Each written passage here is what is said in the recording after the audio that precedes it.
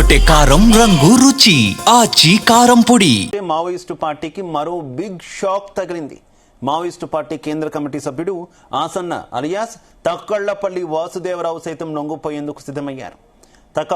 తక్కళ్లపల్లి వాసుదేవరావు నేతృత్వంలో వివిధ స్థాయిలకు చెందిన దాదాపు 70 మంది పార్టీ కేడర్లు రేపు ఛత్తీస్గఢ్ సీఎం విష్ణుదేవ్ సాయి లేదా డిప్యూటీ సీఎం విజయ్ శర్మ సమక్షంలో లొంగిపోతున్నట్టు తెలుస్తుంది. మల్లోజుల వేణుగోపాల్ నాయకత్వంలో 60 మంది మావోయిస్టులు ఆయుధాలతో లొంగిపోయారు. ఈ ఘటన మరొక ముందే మరో కీలక నేత లొంగిపోయేందుకు సిద్ధం కావడంతో మావోయిస్టు పార్టీకి కోలుకోలేని దెబ్బ తగిలినట్టు భావిస్తున్నారు.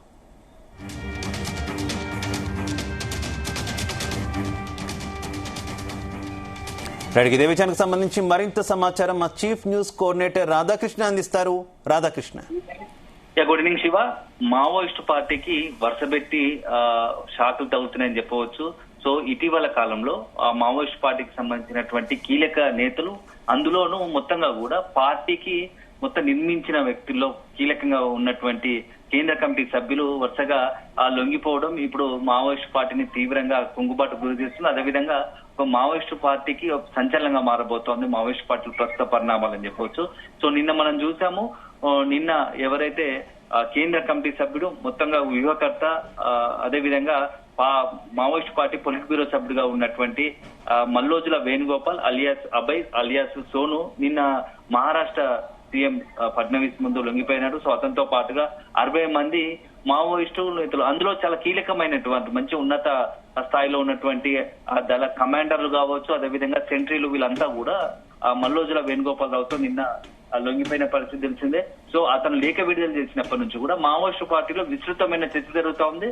ఇటీవల జరుగుతున్న పరిణామాలు కూడా మావోయిస్టు పార్టీని ఒక రకంగా కొంత పూర్తి స్థాయిలో డిఫెన్స్ లో పనిచేస్తున్న పరిస్థితికి వచ్చింది. ఎందుకంటే ఒక వైపు ఏమో మొత్తం కేంద్రము ఆపరేషన్ కగార్ పేరుతో త్వరలోనే వీలైనంత త్వరగా మొత్తంగా కూడా అంతర్గతంగా ఉన్నటువంటి తీవ్రవాదం, ఏదైతే దేశంలో ఉన్నటువంటి అంతర్గత తీవ్రవాదాన్ని పూర్తి స్థాయిలో నిర్మూలించాలనే ఏకైక ఎజెండాతో కేంద్రం ముందుకు వెళ్తోంది. అలాంటి తరుణంలో ఇటీవల కాలంలో ఛత్తీస్గఢ్ కావచ్చు, మహారాష్ట్రలో జరుగుతున్న ఎన్కౌంటర్ లో వందల సంఖ్యలో దాదాపు సుమారు ఇటీవల జరిగిన ఎన్కౌంటర్ లో సుమారుగా 400 మందికి పైగా కూడా మావోయిస్టులు మృతి చెందారు. అందులో కీలక నేతలు కూడా ఉన్నారు. సో అలాంటి తరుణంలో ఇక ఆయుధాలు పట్టుకొని అడవుల్లో ఉండి మనం జనం కోసం పోరాడడం అనేది సరైనది కాదు అని చెప్పేసి ఎవరైతే మావోయిస్టు పార్టీలో కీలకంగా ఉన్నటువంటి కేంద్ర కమిటీ సభ్యులు ఉన్నారో మల్లోజుల వేణుగోపాల్ కావచ్చు, అదే స్థాయిలో ఇప్పుడు అదే బాటలో ఇప్పుడు తాజాగా మరొక మావోయిస్టు పార్టీ కేంద్ర కమిటీ సభ్యులు ఆసన్న అలియాస్ రూపేష్ తక్కలపల్లి వాసుదేవరావు, ఇతను కూడా ఈ రేపు ఛత్తీస్గఢ్ లొంగిపోతున్నట్టుగా తెలుస్తోంది. ఛత్తీస్గఢ్ సీఎం విష్ణుదేవ్ సాయి లేదా డిప్యూటీ సీఎం విజయ్ శర్మ సమక్షంలో రేపు లొంగిపోతున్నట్టుగా మనకు సమాచారం అందుతోంది. సో అతనితో పాటు తక్కలపల్లి వాసుదేవరావుతో పాటుగా మరొక 70 మంది సాయుధ ఎవరైతే మావోయిస్టులు ఉన్నారో వాళ్ళు కూడా అతనితో లొంగిపోతున్నట్టుగా తెలుస్తోంది. అందులో కూడా మొత్తం దళ కమాండర్లతో పాటుగా మొత్తంగా కూడా కీలకంగా ఉన్నటువంటి నేతలు సైతం కూడా ఈ లొంగుబాటులో ఉన్నారు. సో వరుసగా సీనియర్ నాయకులందరూ ఎవరైతే మావోయిస్టు పార్టీలో సిద్ధాంత రూపకర్తలు ఉన్నారో అలాంటి కీలక నేతలే లొంగిపోతుండడంతో ఇక మావోయిస్టు పార్టీ కోలుకోలేని దెబ్బ తగిలిందని చెప్పేసి భావించాల్సి ఉంటుంది.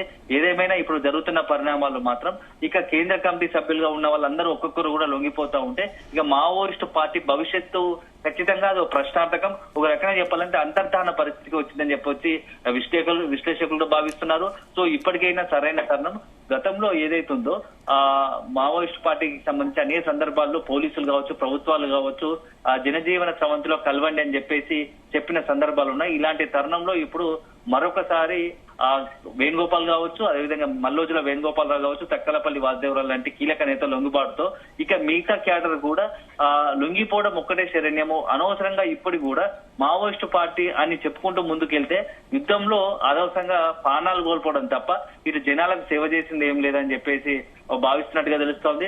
సో వీలైనంత త్వరలో మరికొద్ది రోజుల్లోనే పెద్ద ఎత్తున వందలాది మంది మావోయిస్టులు కూడా ఎక్కడికక్కడ ఆయా రాష్ట్రాలకు సంబంధించి పోలీసుల ముందు కావచ్చు, అదేవిధంగా కీలకమైనటువంటి రాజకీయ నాయకుల సమస్యలు లొంగుబాటుకు సిద్ధమవుతాయి. రాధాకృష్ణ, పరిణామాలన్నీ కూడా చూస్తుంటే కేంద్ర హోంశాఖ మంత్రి అమిత్ షా చెప్పినటువంటి గడువు తేదీ కంటే ముందే ఈ ఆపరేషన్ కగార్ పూర్తయ్యేలా కనిపిస్తుంది కదా. అంటే పోలీసులు లేదంటే సిఆర్పిఎఫ్ బలగాల అటాక్ తో కాకుండా ఈ రకంగా కూడా కొంత కేంద్ర ప్రభుత్వం అనుకున్నటువంటి మిషన్ కంప్లీట్ అవుతుంది అనుకోవచ్చా?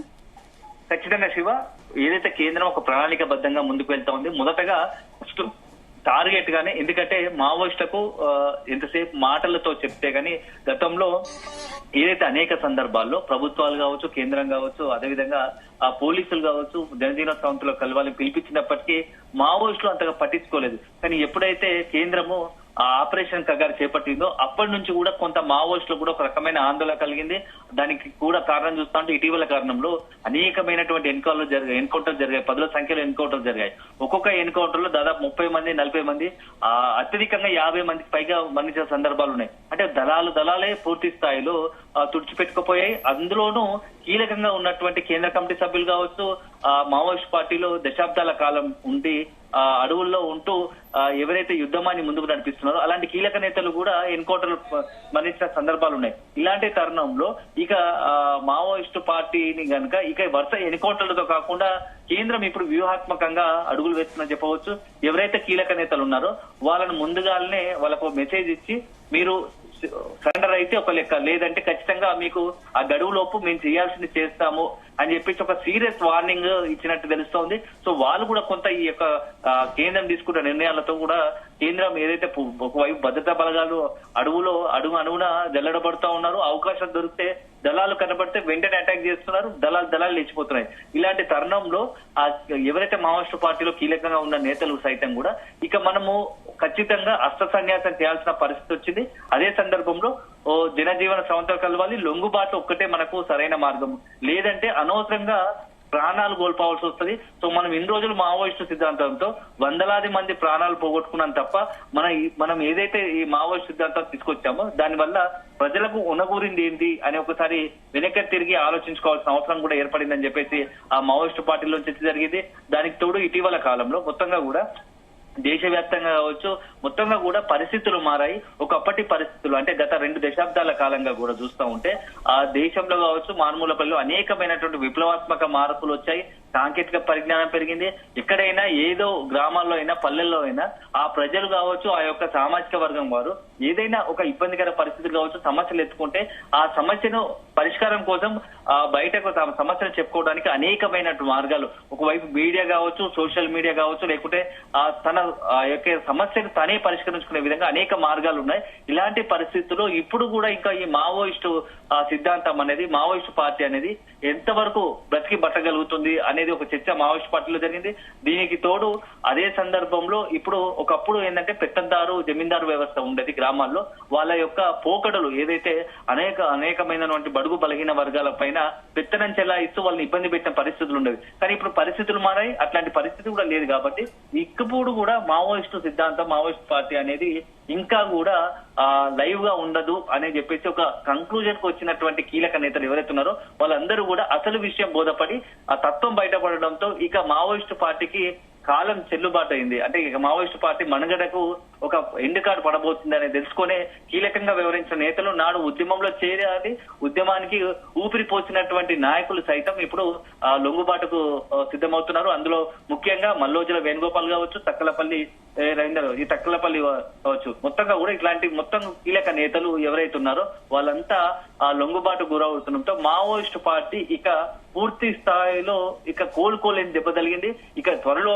రాబోయే అతి కొద్ది రోజుల్లోనే మరికొంతమంది కీలకంగా ఉన్న నేతలు, అదేవిధంగా ఎవరైతే సిద్ధాంతాన్ని ముందుకు తీసుకెళ్తున్నాం వాళ్ళు సైతం కూడా లొంగిపోయే పరిస్థితి ఉంది. లేని పక్షంలో ఖచ్చితంగా భద్రతా బలగాల యొక్క దాడులకు, భద్రతా బలగాలు కేంద్రం తీసుకునే నిర్ణయాలకు ఖచ్చితంగా తగినంగా వాళ్ళు ఏదైతే భద్రతా బలగాలు తీసుకుంటున్నాయంటే వాళ్ళ చర్యలకు ఖచ్చితంగా ఫలితం అనుభవించాల్సిన పరిస్థితి ఉంటుందని చెప్పేసి ఒక మెసేజ్ పాస్ అయింది. సో మొత్తంగా ఏదేమైనా వరుస శాఖలతో మావోయిస్టు పార్టీకి కోలుకోలేని దెబ్బ తగిలిందని చెప్పవచ్చు. Shiva, right, okay, thank you Radhakrishna.